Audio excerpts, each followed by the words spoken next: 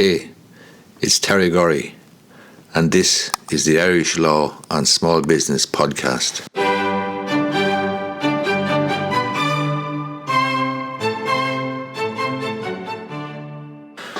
Okay, in this video I want to talk about when you're buying a second-hand house and the planning situation.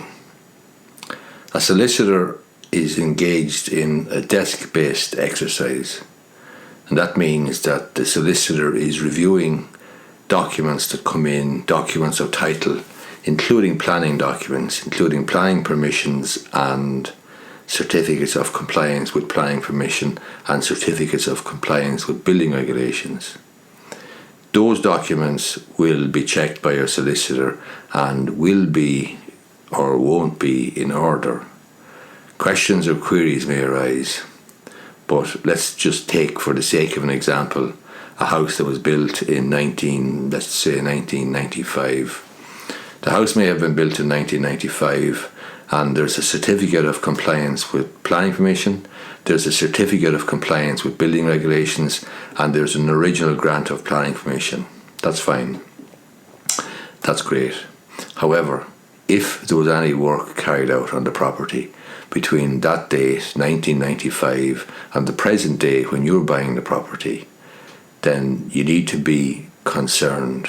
Firstly, what work was carried out? Secondly, would planning permission have been required? And thirdly, is building regulations a factor? Do you need a certificate of compliance with building regulations? Do you need a certificate of compliance with planning permission or a certificate of exemption from planning permission? And was planning permission needed, and was it applied for and obtained? Now, it often happens that a person selling a house who may have bought the house perhaps in 1995 could carry out some work on the house and really forget about it. If they did it, for example, a good while ago, or indeed if they were less than truthful and less than honest, they could tell their solicitor that they didn't carry out any work, or there was no work carried out that would require planning permission. And the solicitor, the vendor solicitor, is going to act in good faith to basically say, no, there was no work carried out, and we've done a planning search, and there's nothing in the planning documents, there's nothing in the planning office, no applications, etc. That may well be the case, but if somebody carried out a development with no planning permission, went ahead and did the work, then there isn't going to be any planning application in the planning office. So if that's the case, and if the solicitor that you have instructed to buy the property for you is only determined or is only concerned with a desk-based exercise and is only looking at documents and planning permissions and certificates of compliance, what is the story then with that particular development? Where does that fall into, or how will that ever be discovered? Firstly, the solicitor, as I say, doesn't go out and have a look at the house. You will be going out as a purchaser, but you may not know what you're looking for or looking at, and you may not know the significance of any particular development or any particular works that may have been carried out. This is where your architect or engineer, who is carrying out or should be carrying out a structural survey on your behalf, he should be able to advise you. In other words, the architect or engineer should be able to go and have a look at the house and observe or note or bring to your attention that there was some work carried out, perhaps an extension, perhaps a porch, perhaps a conversion of a kitchen, perhaps some garden shed, big greenhouse or something of that nature.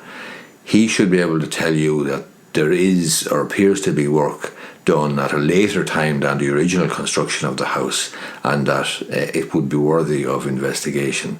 At that stage, then you can tell your solicitor and say, look, there was a porch built, or there's a room, the garage was converted, or there was an extra room built onto the end of the house, or there was an extra room built onto the back of the house, or the attic was converted, there's dormer windows at the front, or there's dormer windows at the back.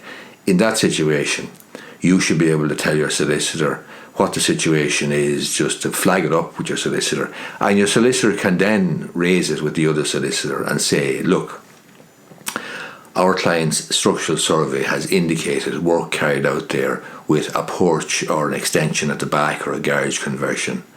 Please confirm when it was carried out, and let us have a certificate of compliance with planning permission, or a certificate of exemption from planning permission, or certificates in relation to building regulations, etc. This is an important enough area. As I say, the solicitor doesn't go out. The client who's purchasing the property does go out but may not know what to look for. So you are dependent on your surveyor being able to flag up to you that there was work carried out after the original construction and that is worth investigating. And that is something that you probably should flag up with your surveyor. You certainly should flag up with your surveyor as well. So the surveyor should be able to give you an idea, A, an opinion on the structural integrity of the property, and B, was work carried out that doesn't seem to be covered by the original construction, and do we need planning permission, do we need certificates of compliance and so forth. Hope you find this video useful. I would appreciate if you gave it the thumbs up down below. Thanks a lot.